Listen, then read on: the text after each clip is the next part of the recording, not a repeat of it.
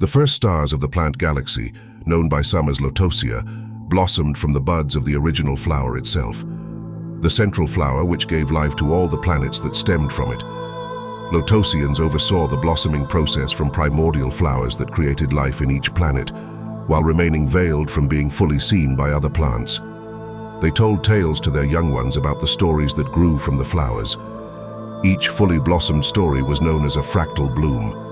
Some lotus beings even chose to forget who they were and allowed themselves to dream that they were a plant on one of these planets. One of the greatest tales the Lossians passed down through the eons was this one. All plants in the worlds of the Lossian galaxy grew with a consciousness that climbed towards the rays of the central flower that gave them life. On every planet where a primordial flower bloomed, a plant species became sentient. Verdanthia was one such planet, which gave rise to the Broccolarians. Over the ages, most Verdanthians forgot that they once came from primordial flowers. Eventually, the Broccolarians believed they were the only species that still preserved theirs. Yet on the other side of Verdanthia, one species was determined to find their long-lost flower. They were simple carotenoids that had lost their sense of purpose. But one among them was determined to reforge their destiny and build an empire that he felt was rightfully theirs.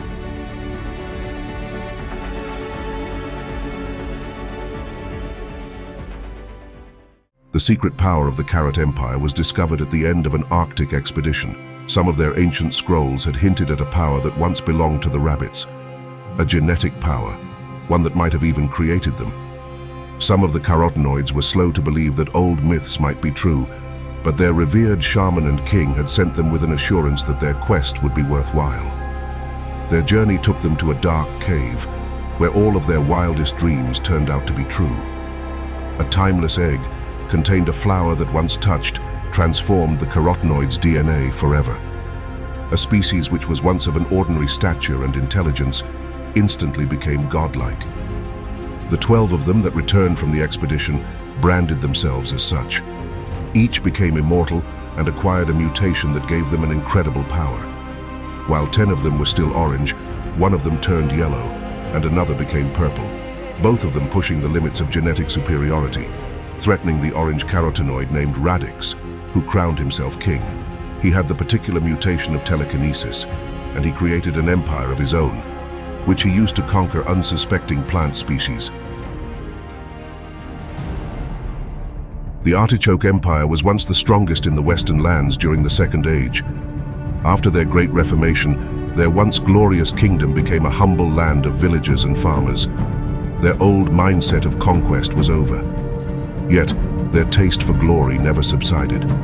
They satisfied it through the pursuit of legendary cabbage whales.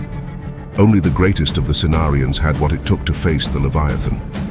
Such mythical feats gave them pride, until one day the Carrot Empire arrived. They were completely outnumbered and unprepared. Any last shred of their dignity was taken from them, as their leftover kings were overthrown. The greatest whale hunter, known as Setactus, watched from the sea, filled with rage and loss. He was too far away to do anything in time. Cenarian legends say he sailed away, as he was never again seen on those shores.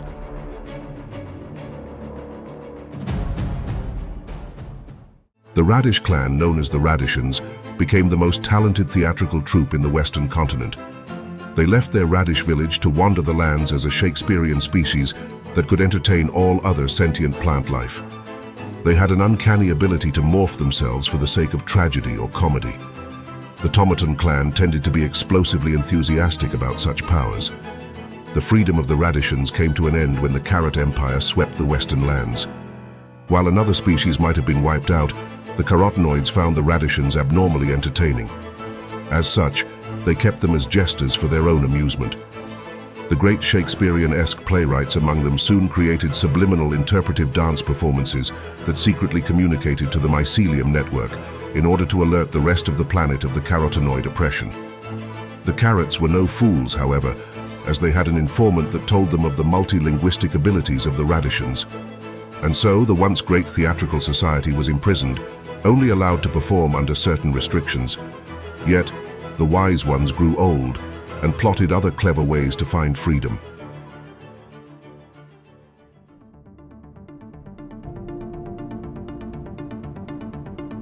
The ginger root wizard studied with the first Broccolaria priestess of legend, Verdea herself, in order to learn the process of rooting oneself into the ground, gaining trance states that allowed them entrance into the mycelium realms. While the Broccolarians generally maintained contact with the planetary mycelium web, the wizards known as Zingibers felt compelled to go deeper into the roots of the mycelium mind. One by one, Zingibers accessed the interplanetary and eventually the interdimensional mind. Most of them, upon waking up to their Lotosian forms, never came back to planetary consciousness. By the fourth age, there was only one left who chose to remain on the planet. His name was Helix. His many thousand-year-long mycelium travels took him from shadows and light and into contact with the dragon fruit clan, known as Pitayans, from another planet. The Pitayan group mind, Hylosirius, told him he must remain an emissary of the Alliance of the Many Worlds and to guard the great mycelium portal on his planet until the end of time, for if it was discovered by the wrong hands, the fabric of the galaxy itself could be endangered. And so, Hylosirius reshaped its consciousness with the help of the mycelium and budding dragon fruit in a latent evolutionary state. Hylosirius was reborn, becoming the only Pitayan on the planet to help Helix. Together, they flew to the weather-protected volcanic island that contained the grand mycelium portal. After a brutal campaign across the western lands, Radish set his eyes on the great Broccoli Empire in the east. He was tempted by old legends that hinted at the power they held. The Broccoli Empire had always been a matriarchy. The priestesses deemed which Broccolarian warriors were worthy enough to guard the great cauliflower tree. The last great tree guard, known as Iron Stem, proudly defended the tree, but he didn't gain renown until his role in the great potato battles. All sentient plant life was disturbed by the subterranean potato menace, which brought many clans together to vanquish the enemy. It was through this new alliance that the Beetroot clan became close with the Broccolarians. The Beets had been a tribal society, following archaic rituals that suddenly paled in comparison to the mighty civilization they were exposed to. They grew to be in awe of the insight of the rooted priestesses and were impressed by the ancient technology held by the tree guards. The Broccolarians appreciated their reverence and began to share with them knowledge of architecture, science, and advanced weaponry. The trust between clans became so great that the Beets now also worshipped the tree, and the tree guards soon let them become a backup military force. And so the Broccolarian men mostly became monks rather than guards, as many believed there would never be a threat as great as the Potatans once were. Everything changed when the Carrot Empire arrived. The Beets watched in disbelief as the tree suddenly burned in the distance. Now, every Beet prepared to vanquish the Carrots with a fury and a vengeance that had never before been seen on the eastern continent. The Broccoli Empire never imagined that their great cauliflower tree would ever burn. The great warrior Iron Stem felt his horror finally give way to urgency, as he knew exactly what the Carrot soldiers must be looking for, the secret sacred to the Broccolarians. The tree was known for giving them sentient life, but the tree guards and high priestesses knew the reason for that was because of the primordial flower that once grew there, which gave life to the tree itself. The tree worship began as the Broccolarian priestesses used it as the base for rooting themselves into trance states during the day. It became a gateway for accessing the mycelium mind. The burning of the tree wouldn't have been so horrifying if it wasn't where the priestesses were always rooted, which meant that they also burned with the tree. But the tree guards had kept the primordial flower in its original egg, within an ancient broccoli mothership, which only Iron Stem knew how to use. He made his escape, believing in the prophecies that the end of times were near, and that it would be up to him to preserve his entire species. What he didn't know was that that morning, a Broccolarian daughter was born. The priestesses named her Verdea, after the first priestess of legend. This last Broccolarian daughter was carried safely into the forest on a river of vines, guided by the mycelium, where she was found by a small band of monks. Meanwhile, the Beet army approached the Carrots with an increasing taste for revenge. The Carrot army was not expecting the total fury the Beets would unleash. The telepathic purple carrot, Intellectus, invaded the Broccoli Empire by using the powers of a mind shield, which prevented the Broccolarian priestesses from seeing the Carrot army approach. Deceiving their noble-hearted tree guard was easy in comparison. It was only after the tree was burning and the cries of Broccolarians resounded around him that the Carrot King, Radix, was disappointed. He did not see any traces of the primordial flower he desperately sought. The escape of a broccoli spaceship caused him to realize he had been duped, but his real anguish began when he heard the drums and horns sounding from the east. He expected the sentient plant clans to retaliate, but the sheer numbers of beetroot soldiers surrounding the carotenoids surprised him. They were not only outnumbered, the beets even had advanced suits the carotenoids had never seen before. Moments of stunned surprise gave way to the discharge of plasma blasts, as the Carrot force was suddenly and ruthlessly being obliterated. The Carrot army did not know how to react, as their bodies were sent flying and their weapons were useless in contrast to the beet's mighty force. Radix found a vantage point where he could command the 12 carotenoid gods, knowing only their genetic powers would give them the edge.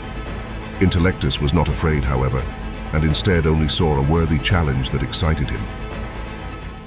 The Carrot Empire had seemingly met its match against the beet force. The 12 carotenoids that considered themselves immortal gods stood no chance against beet blasts that disintegrated their molecular structure.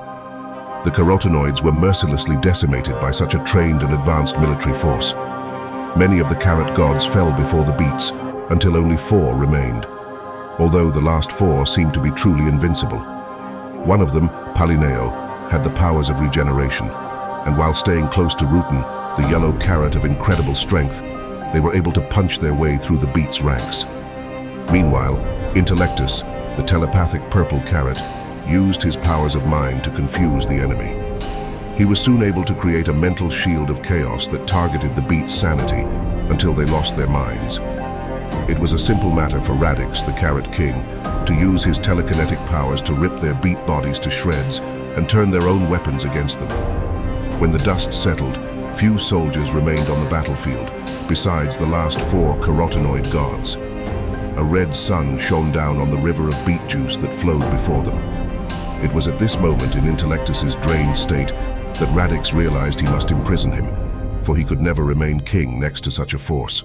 Intellectus's eyes met Radix's and understood this. Moments before Radix knew the time for the showdown of minds was now.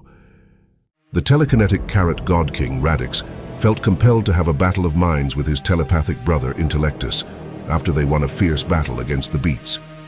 Radix believed there was only room for one king, and Intellectus's raw power stood in his way. So he pitted his mind and will against him in a psychic duel that would determine the fate of the Carrot Empire. Radix's mind felt the monumental power of Intellectus try to overpower him, but the purple carotene god was weakened from the recent fight. Even though Radix's telekinesis gave him an edge, he knew he had to act fast. He found he was able to pin Intellectus down and quickly imprison him deep underground. However, unbeknownst to Radix, Intellectus had actually acquired the qualities of a nightshade and secretly wanted this to happen, as his powers would only grow in the darkness. Rutan, the yellow carotenoid of great strength, saw this in the distance, heartbroken, and realized that Radix had no end to his ambition. Rutan ran away, casting off his former allegiance, questioning all he had done in the name of the Carrot Empire. He swore to find justice for his brother. The only other carotenoid god left stayed, feeling loyalty towards serving Radix until the end of the Empire. Meanwhile, deep in the forest, unknown to all on the battlefield, the last daughter of the Broccolarians was traveling with a small band of monks in search of a mysterious mushroom village, which finally began to reveal itself in the distance.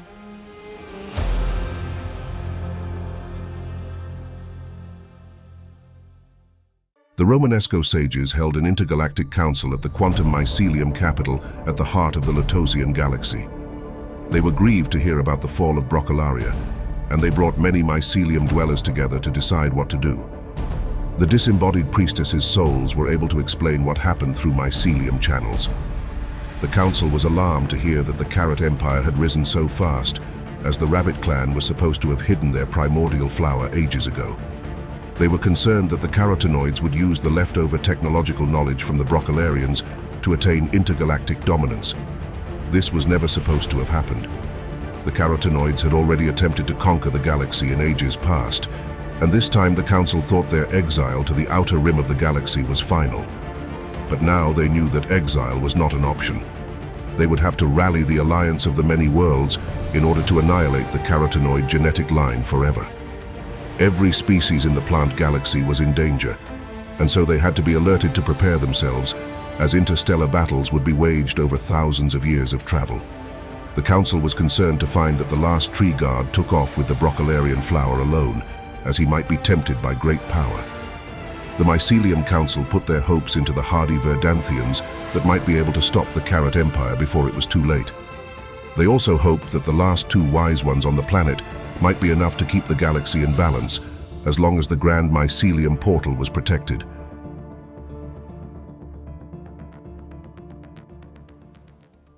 The Mycelium Reapers were known as the Harvesters of Souls. They arose from the mycelium itself in order to reap the spirits of the deceased soldiers on the beet-red battlefield. They were only visible to those that gained the mycelium vision granted upon the end of a terrestrial life. The Reapers offered passage to portals that opened in relation to the desire and heart of the perished soldier. These portals took some of them to the heavenly Plantasian realms, if their heart was tuned to pure valor and righteousness.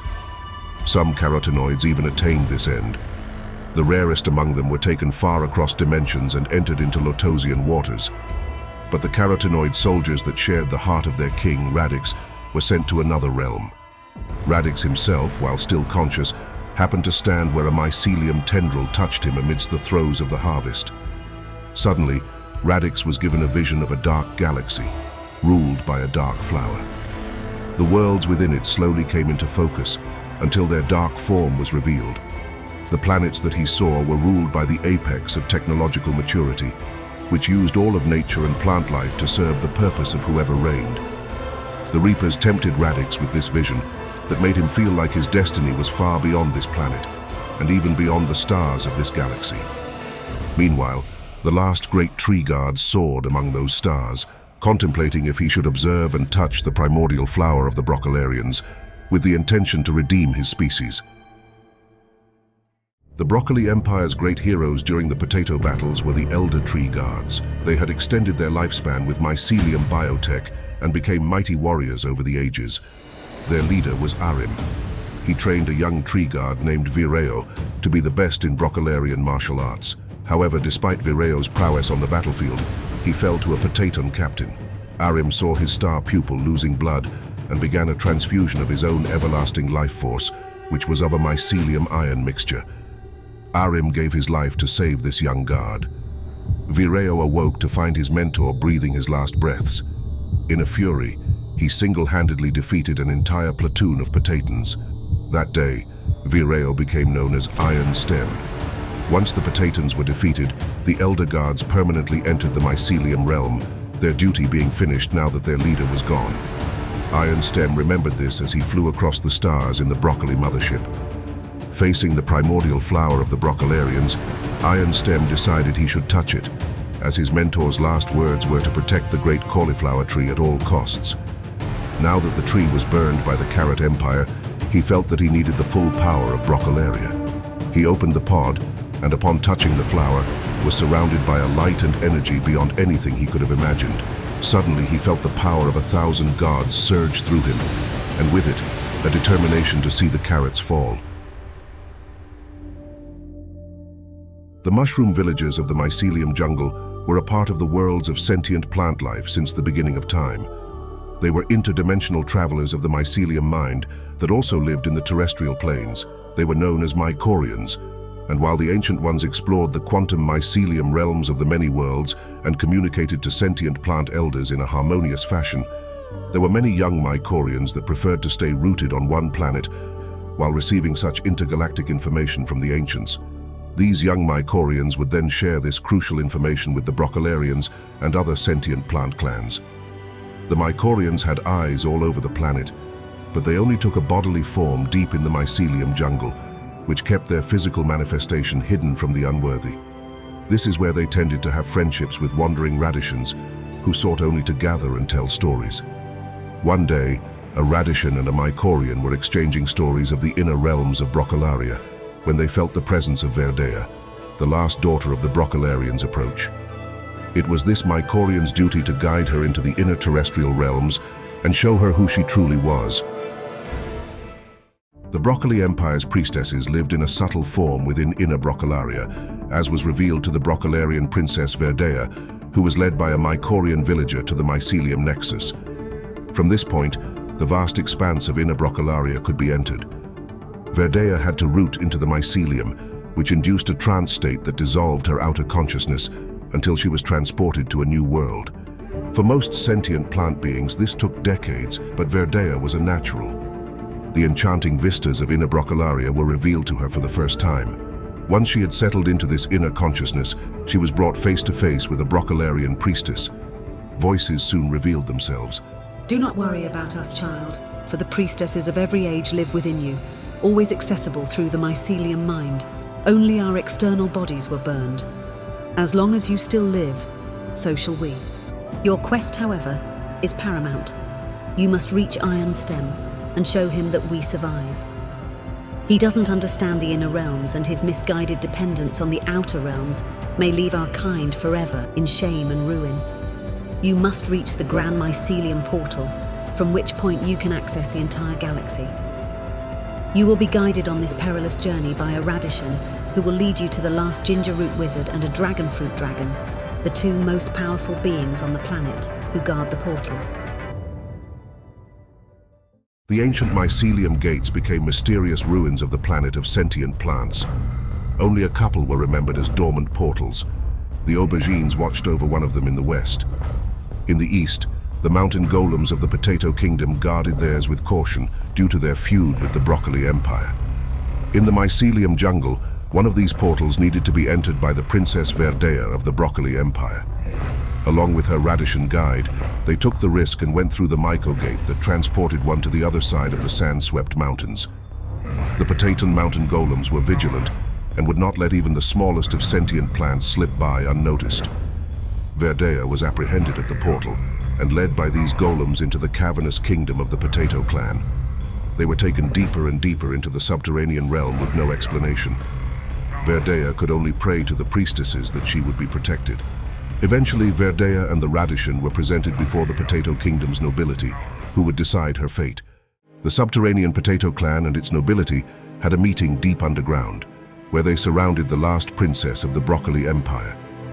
They interrogated her, letting her know that she better have a good reason for being there, considering the bitter age-old feud between their dynasties. It was her radishan guide who answered them in song. He sung them the tale of the empire of carrots from the west, who had seared all before them with flame and travesty. The great cauliflower tree itself having been burned, the carrots had conquered the world. The Potatans were in shock and horror upon hearing this. Some battle-hardened warriors even shed tears. They explained that never in 1,000 years could they have imagined this.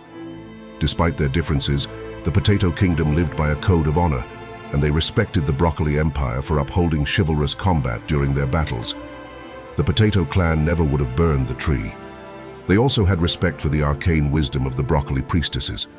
Now they wanted nothing more than to see this monstrous carotenoid empire fall, even if it meant reforging a relationship with the last enclave of beetroot warriors at the other side of the sand-swept mountains. It would take a historic alliance between enemies to be able to defeat this menace of the planet.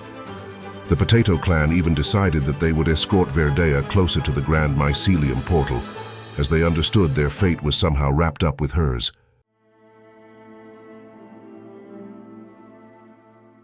The Artichoke Kingdom was originally a cabbage whale hunting tribe in the First Age. Sitarctus, the greatest whale hunter, set out on a voyage to find his long-lost Cenarian ancestors after his village was raided by the Carrot Empire. Guided by the stars, he sailed on a perilous voyage far beyond the Cenarian domain. The seas were harsh and unforgiving. Before he knew it, he awoke on a new shore, shipwrecked, to find himself surrounded by strange new Cenarians around him. They interrogated him and didn't believe that he was a slayer of leviathans, and they laughed when he said he sought the old whale hunters. They brought him on board their crew anyway, figuring his boldness might make a helpful deckhand. He was now with a band of pirates, and he felt that he would soon prove himself to them. The pirate raids began, and Sitarctus realized why fate brought him to these waters. The ships these pirates assailed were those of the Carrot Empire. Sitarctus felt this was his chance to taste revenge and glory. He quickly rose from being a mere deckhand to being the greatest pirate anyone had ever seen. Setactus's fierce combat abilities and strategic mind led them to incredible victories against the carotenoid naval forces. Their captain's jealousy led to a mutiny, which made Setactus their new captain. After gaining this role, Setactus found them facing their biggest threat. They attacked a ship that was led by one of the carotenoid gods, Palineo, who would not go down easily. The Artichoke Kingdom's last hope was in the legendary cabbage whale hunter Setactus. His status as a captain among Cenarian pirates led him to a duel against one of the last carrot gods, Palineo. Palineo had the mutation of regeneration and was eager to instill awe in the band of pirates, and so regenerated his body in order to grow in size until he was a titan of the seas. He sent a few pirates flying into the water with a flick of his wrist, but found a challenge in Setactus. Setactus was able to relentlessly attack Palineo from all sides. The band of pirates were in awe not of Palineo, but of their captain that now felt as if he was a hero from a legend of old. It was only mid-fight that Palineo saw that Setactus bore a necklace which carried a pearl that could only be won from the belly of a cabbage whale. Palineo grew afraid of Setactus upon learning his true power to slay leviathans. Finally, Setactus was able to run up to the head of Palineo and drive a spear deep into his brain, halting all of his powers and his very consciousness itself. Setactus stood in the wake of this victory, surrounded by his band of pirates who now hailed his prowess. They ended the day with a celebratory indulgence in the ingestion of Cenarian seaweed. Setactus chose to take some for the first time, and he quickly attained a vision of a deep secret about cabbage whale hunting that would shake the foundation of everything he thought he knew. Seaweed had a sentience that communicated itself through mind-altering visions. This was experienced by artichoke pirates who would traditionally ingest it after successful raids against the Carrot Empire. Their captain, the cabbage whale hunter, Setactus, finally took some seaweed, only after slaying a carotenoid titan of the seas. The visions quickly took hold of him, and he felt the seaweed speaking to him. Voices whispered his name, until they began speaking to him clearly as one. They said, "You know us, Setactus. Deep in the farthest reaches of faded ancestral memories, a part of you has never forgotten us, nor the secret we defend. Remember, we grow near the flower. You must remember why you hunt the cabbage whales. We guided them to us so that they would eat the spores of the primordial flower of the Artichoke Kingdom. That cabbage pearl you wear that came from the belly of a leviathan, it is a spore of the flower itself, encrusted by a coat of cabbage. It will lead you to the tomb of Cantheus, for you are his heir. He was the original whale hunter, and his spear contains 6 pearls. Reclaim Cenaria. Your pearl will guide you in his tomb to the location of the spear of Cantheus. We believe the cosmic stories of ancient Cenarians point to you, the resurrection of the destiny of Cenaria. Find the spear, and its spores will guide you to the flower. Then, the whales will follow you."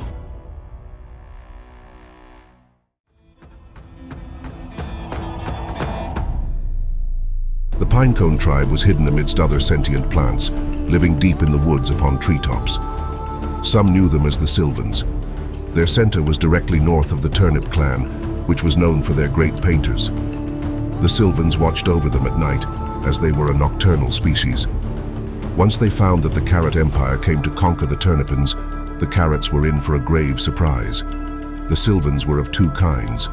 During the fortnight of the waxing moon, the benevolent emerged to share provisions for sentient plants that needed them. But at the apex of the full moon, the other half of the pinecone tribe was waiting to emerge, those of the waning moon. Governed by a different set of energies and principles, they emerged to strike down wrongdoers in the dark of night. They wore skulls of previous victims and became the stuff of nightmares for unwitting carrot soldiers. Those of the waning moon seemed to carry with them powers from another world, and they were never defeated in any of their nighttime skirmishes. As such, the carotenoids soon began to fear the fortnight of the waning moon, and eventually the pines themselves. Over time, the Turnip clan was left in peace to continue painting unbothered. The Silvans, however, remained ever watchful. The yellow carrot god prince of incredible strength, Rutan, was an exile of the Carrot Empire. Banished by his own choice, he renounced the ways of the Carrot King and set out in search of a purpose that could guide him in his quest for redemption. He now recognized the culture and value of each clan of sentient plants that he came across. Yet wherever he went, he was perceived as a monster.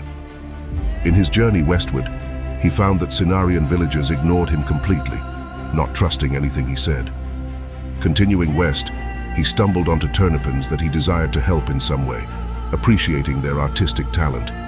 Although, he soon saw the skulls of carotenoids fall around him, tossed from treetops. Ominous laughter from mysterious silhouettes sent him away to the north. He thought he might have found some kind of kindred spirit in the Zime's clan, but they too looked at him as an abomination. He did not know what to do as such an outcast, but he found something that surprised him slightly farther west. In the land of the Radicchio kingdom, he found a hardy group that exuded a sense of honor that he could not identify.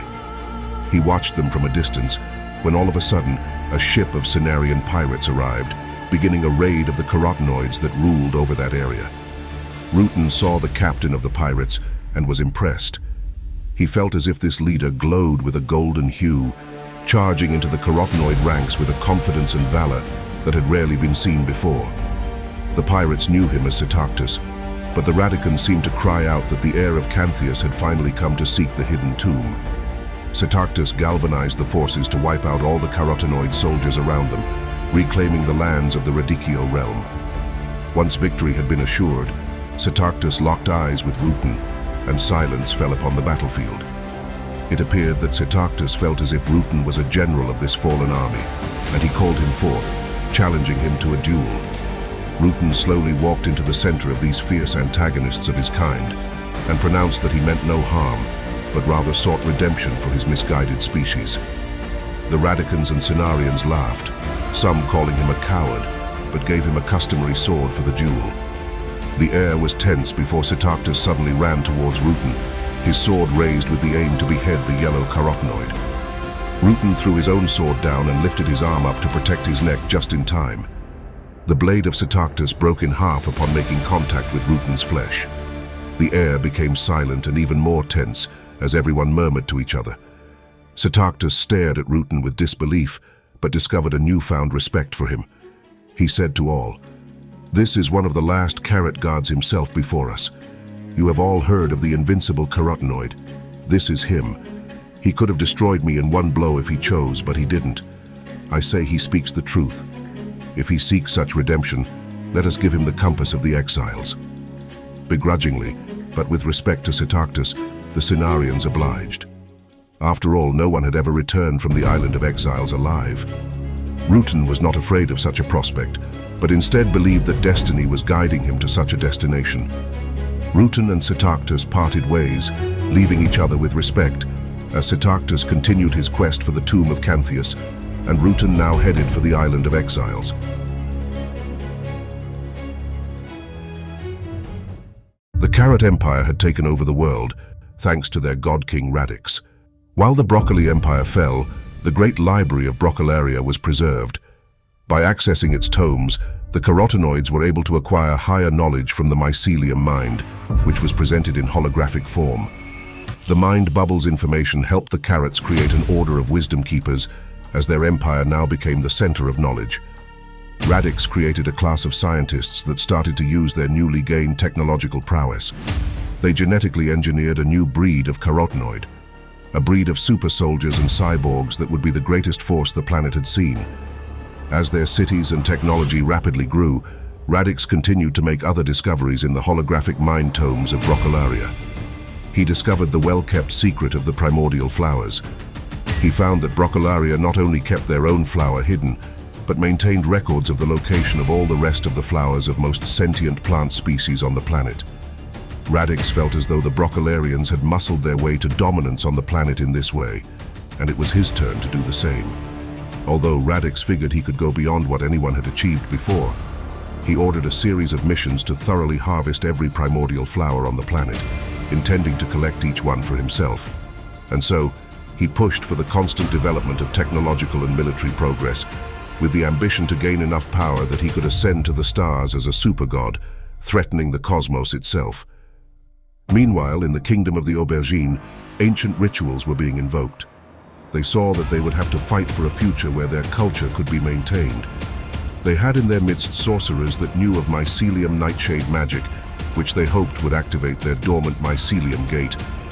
They practiced a summoning ritual for many moons, until eventually a portal opened. Out of it emerged the silhouette of a purple nightshade they had never seen. A few words greeted them out of the shadows. "I am Intellectus."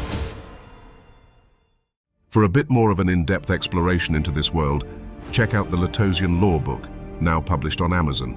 The link is in the description.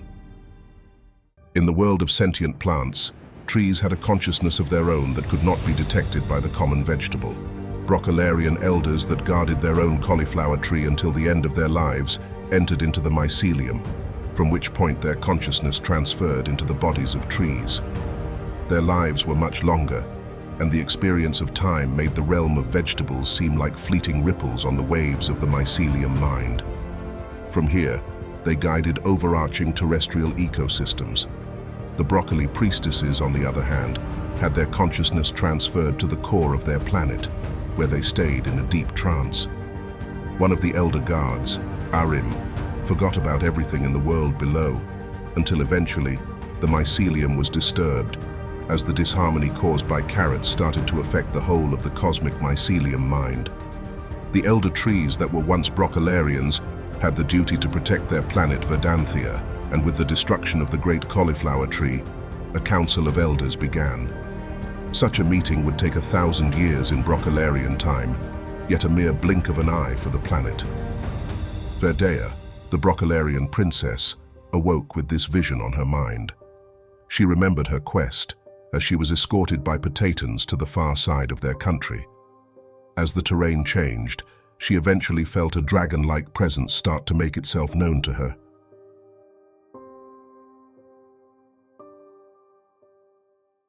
The barbaric Syrian shamans of the eastern desert gained arcane powers after years of forlorn wandering. They stumbled upon an oasis, from which point waters were drunk that gave them an empowered sense of belonging within the desert. They could now control sand itself. They never forgot the reason they were sent into a homeless exile. They were pushed away from their original home by the Potato Kingdom. Now the Syrians pursued any Potatans that traveled beyond their impenetrable cave walls.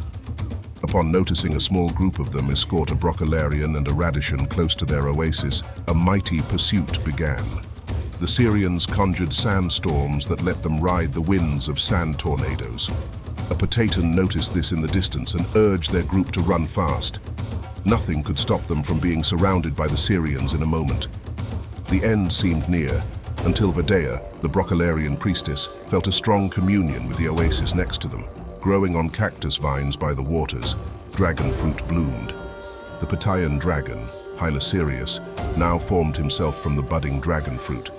The Syrians, struck with awe, bowed before him, as he was the source of their powers. A telepathic transfer of thoughts began, as Hylosirius made clear that their true common enemy was the Carrot Empire. After such reconciliation occurred, Verdea was urged to climb onto his back, as the whole galaxy needed her.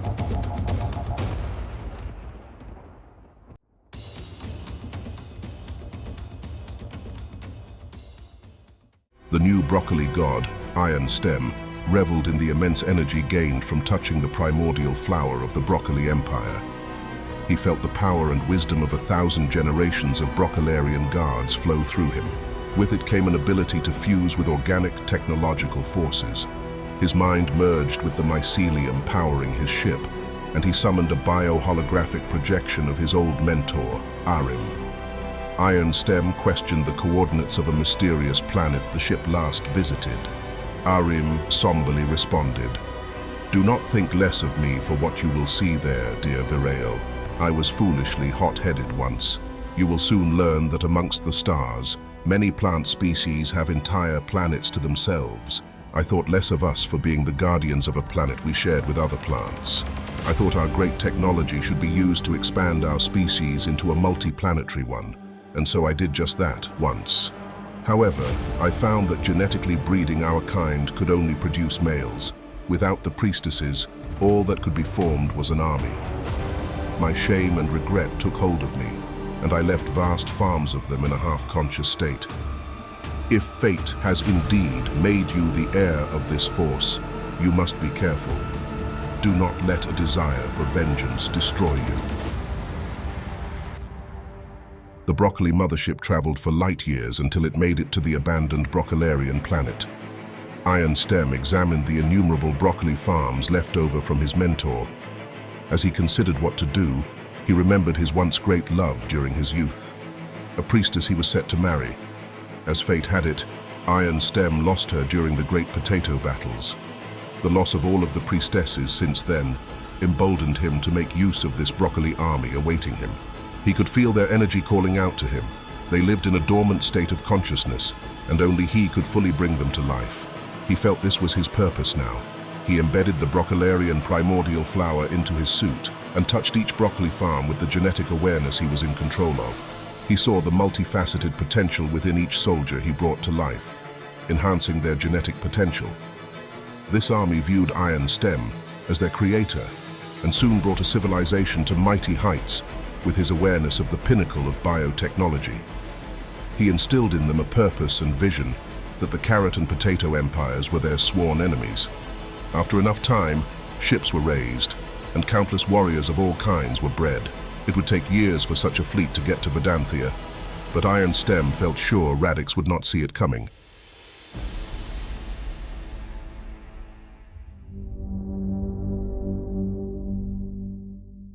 The Beetroot clan built a pyramid with the help of the Broccolarians, its powers hidden until needed. After it was built, the Beetroot clan's best warriors arose, the brothers known as Calix and Rhizo, and during the Great Potato Battles they were legendary for their talents. After the battles were won, they were left to guard the mountain border between them and the Potatans. When they saw the Carrot Empire burn Broccolaria to the north, their Beet Kingdom fell as well. The carotenoids wanted to use their pyramid, but from the mountain border, Calix and Rhizo took out hundreds of the carotenoids single-handedly. When the Potatans arrived, claiming to seek an alliance against the Carrots, they were cautious. But the Potatons paid their respects at the cauliflower effigy, and thus they realized they respected and needed each other to survive. So, the Beets brought out some advanced suits, only reserved for the best. The Potatons, now heavily equipped, helped the Beets re-seize their pyramid at the capital of the Beet Kingdom. Now that the Beet Pyramid was all they had left, Calix turned it on. It contained powers previously only hinted at by their people in awestruck whispers. Calix then entered it, while Rhizo kept watch against the Carrot Empire. The Potatons, on the other hand, were ready to charge forward. The mystery of the Beet clan's pyramid contained secrets of their ancient past. The Carrot Empire sought to take control of it, but the Carrot King Radix was upset to hear the Beets already activated the pyramid and sent a force to destroy it before it was too late. Calix, the great Beet warrior, had already entered inside, the great mystery finally revealing itself to him. He walked into an inner chamber at the top that contained another pyramid, and after contact, nothing was the same again. What champion recalls the crimson heart of ancient past? A primordial Beet spoke as visions poured themselves into Calix's mind. The unknown origins of the Beets were shown. Their past was filled with visions of another planet. Calix felt the forgotten nostalgia of this home world, as if he always knew it existed. He felt this wise Beet knew all and responded, "Broccolaria falls. The carrots rise. The pyramid is all but destroyed. We are lost." The wise Beet understood and said, "If you choose, you may return home, discover the truth of your origins, and find a way to aid this flailing planet. But you will never be the same." Calix felt this was the way forward, and so merged his body into the mycelial energy contained in the pyramid, transferring his consciousness to the Crimson Planet.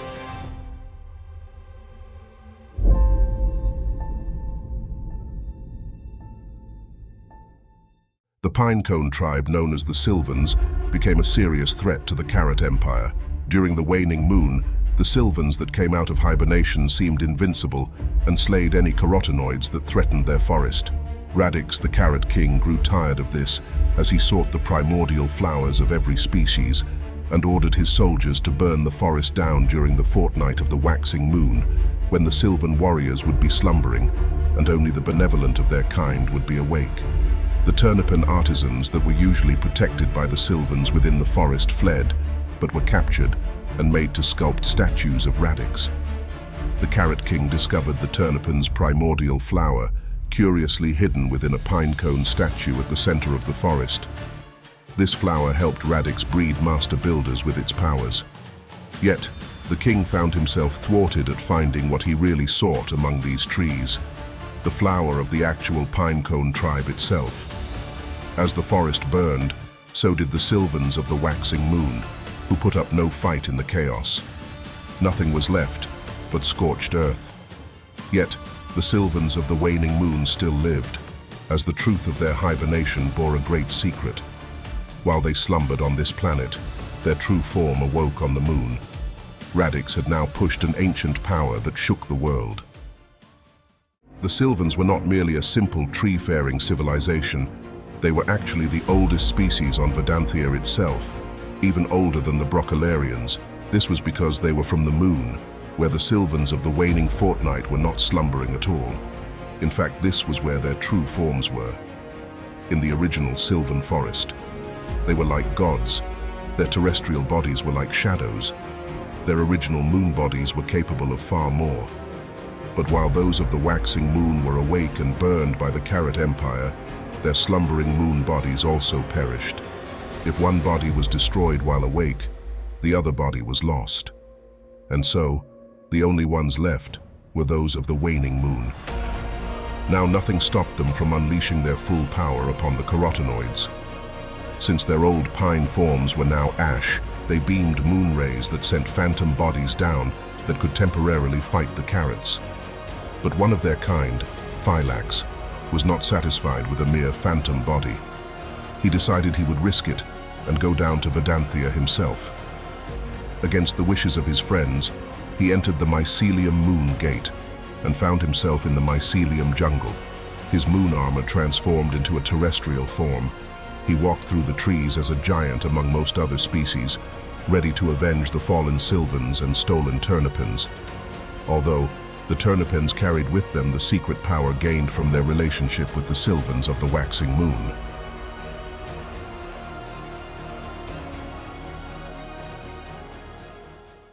The eggplant sorcerers once ruled the world of sentient plants during the Second Age. This aubergine clan used nightshade magic to summon the undead from the nether mycelium realms. Their sorcery enabled them to scare plant clans around them and seemed impossible to stop, until one kingdom rose up to fight them, the Artichoke Knights of Cenaria. These bold knights were close to the Radicchio kingdom, whose master blacksmiths forged them ultimate weapons for defense of the lands. But it was the slaying of cabbage whales that further increased their strength.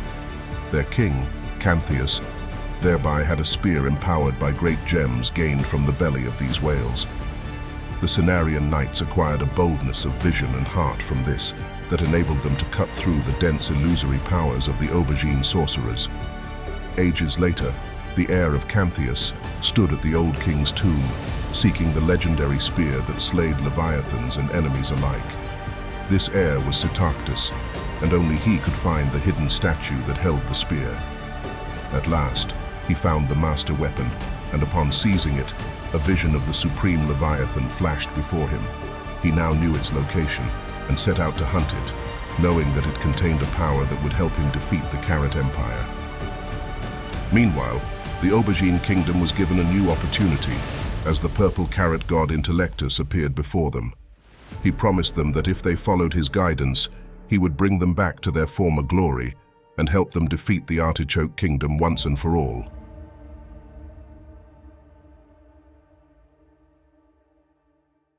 The resurrection of the carrot gods was no easy feat. The carotenoid scientists ramped up their genetic engineering research, combined with cybernetic implants that created an unstoppable army. The genetic powers of the primordial flower were harnessed to recreate the fallen carrot gods. Only this time they were under the full control of the Carrot King Radix himself, as they were born with chip implants that made it impossible to betray the king. The collected primordial flowers were locked away in a highly defended cyber fortress. Broccolaria was transformed into the carotenoid capital. The new carrot gods were able to maintain rulership over the world, but as time went on, Radix feared one thing above all else: his telepathic twin brother Intellectus, whom he had imprisoned underground. Eventually, Radix went to check on him and discovered that Intellectus had escaped. The telepathic Carrot God had found shelter and a chance at retribution with none other than the Aubergine clan, the eggplant sorcerers themselves, who viewed Intellectus as their new leader. The Potato clan charged forward into the territory of the Carrot Empire, ready to reclaim their glory days by defeating the new threat to the world. They were emboldened by the technology given to them by the Beats, and thus were fearless in the face of the new Carrot army before them. The Potatans blasted many carotenoid soldiers in every direction as a battle of complete chaos ensued. The Carrots didn't see this coming and were overwhelmed as the Potatans kept charging into their territory. The Potatans were normally fierce warriors, so the new tech gave them enormous confidence. However, they didn't realize just how much the carotenoids had begun building their army with an unchecked use of genetic and technological research. Soon, the Potatans were face to face with new Carrot gods, which made a sure victory seem far away. Both sides held their ground, and while some of the new Carrot gods fell, great Potatan warriors were lost as well. The last Potatan captain finally instructed a scout to reopen the old tunnels and bring back this new technology to the entire tribe, with the hope that the Potato Empire would be avenged.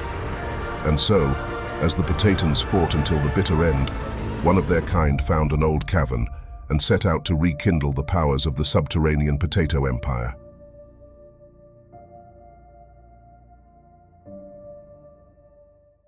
The Broccolarian monks found refuge in the mycelium jungle, where they were sheltered from the chaos of the rest of the planet.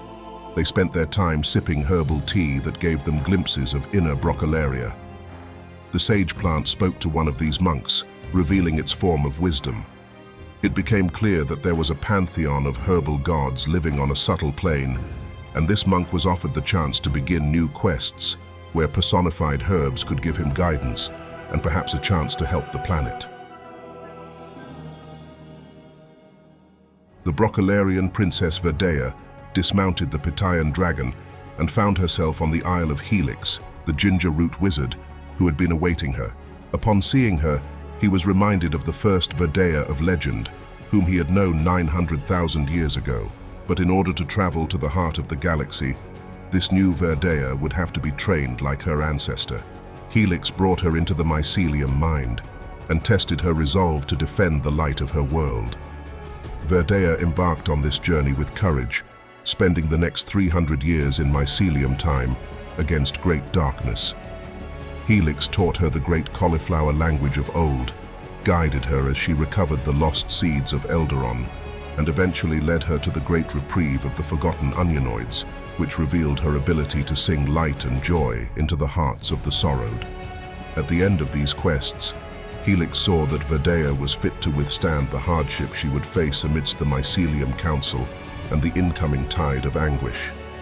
She returned to the Isle and entered the Grand Mycelium Portal, no longer a girl, but a mature priestess. Once the portal closed, Helix noticed that all of a sudden, a strange yellow carotenoid had washed up on their shore.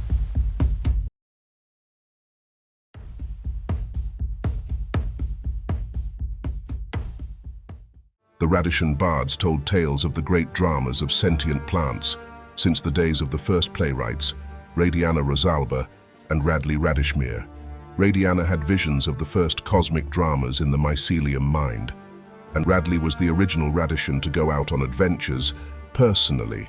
From the moment the first Cenarian ships set out to go cabbage whale hunting to the first sightings of ginger root wizards, Radley witnessed epic moments that he turned into timeless tales. Ages later, a new Radley Radishmere was born, named after the first, and he was eager to follow in the footsteps of his namesake. It was by happenstance that he wound up in the mycelium jungle the very day Verdea came to seek the Mycorian villagers. Seizing the opportunity, Radley accompanied Verdea through the jungle and into the Potatan desert, composing songs all along the way. Now that they had jumped on the back of the Pitayan dragon, Radley put together a tune that was sung much later as such. Carrots burn the tree, oh no. Iron stem is off to seek a new morrow. A quest begins, the portal's key. With Princess Verdea, the galaxy's plea, on the dragon Hilo Sirius we ride, to enter the mycelium and turn the tide. We'll turn the tide. If you would like to help this sentient plant galaxy grow to epic proportions, there are some options to consider in the link in the description. Thanks for watching.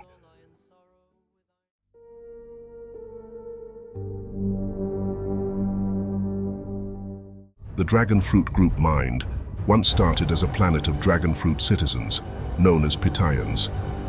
They were largely harmonious and leaned towards magical feats, which emphasized mental powers over technology. They evolved until the strongest had a dragon-like body. A group of such Pitayans felt superior to the rest of the planet and organized power in their favor. This led to the Pitayans eating each other. One of these Pitayan dragons was alone in his belief of unifying their society. He secretly worked with the great mages in order to forge a form of an eternal flame that created a Pitayan soul core, a unified form of their planet's consciousness, which once shared, drew all minds to it. The serpent that ate itself soon reconciled its opposites and became whole as a dragon group mind that named itself Hylosirius. They then spent millions of years in an advanced consciousness. They saw all timelines. Only one troubled them, a planet of a carrot race that could threaten the universe. They moved themselves to that planet and now helped a ginger root wizard and a Broccolarian priestess to balance the scales of the cosmos. The Corn clan was the reason behind crop circles in the world of sentient plants. Their master maze makers created them to chart constellations, building maps that could be used to navigate the stars. Elderon, the great astronomer, was said to have found the path back to the original Corn planet. This clan was the Z maze, and their young grew inside of husks in the center of the mother maze. Grandmother Cobb watched over them until they were ready to shed their husks and make their way in the world. Kira, an aspiring maze maker, watched in grief when the carrots infiltrated the heart of the mother maze.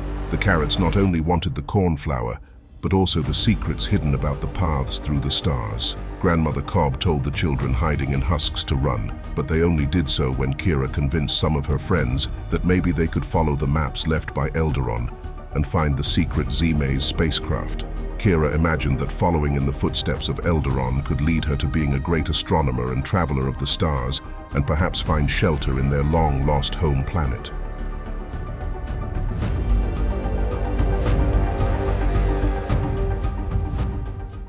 The radish and turnip clans found great joy upon wishing on dandelions. What they didn't know was that their wishes sent a mycelium flying across the sky on dandelion seed pods, piloting their wishes to a new destination. Each wish began a race between myceliums, who aimed to be the first to grant the wish they had taken on. The fuel for their engines was the joy put into the wish that sent them off. The greater the joy, the faster they flew. This delighted the myceliums, who made it to the mycelium nexus, a place where wishes could be delivered across the world. The radishans and turnipans were simple and found gratitude for all the little things that came their way, often forgetting that it was their very wishes that came true.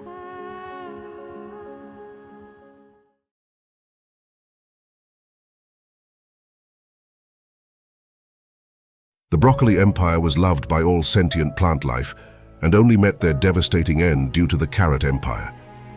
Typical interplanetary mycelium propaganda, thought the Carrot King, until he realized the power of making his own film studio, where he could paint the carrot army as heroic as he wanted.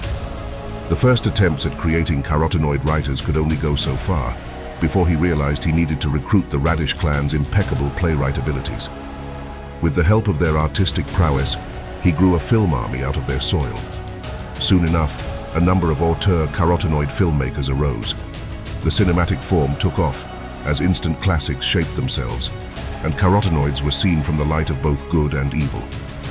The carrot films became intergalactic mycelium vision hits, once the legendary gravitational wave rider series hit the Root network. The surreal romance epic about the forbidden love between the carrot and beetroot soldiers finally gained them prestige, as it won a sapling award. While the Carrot King Radix was pleased that the actual history of the Carrot Empire might be mysterious to other planets in the future, the Radishians hoped hidden messages of truth would reach an audience across the worlds connected to the quantum mycelium network. As it turned out, someone was tuning in who would never forget what the carotenoids did to the Broccolarians.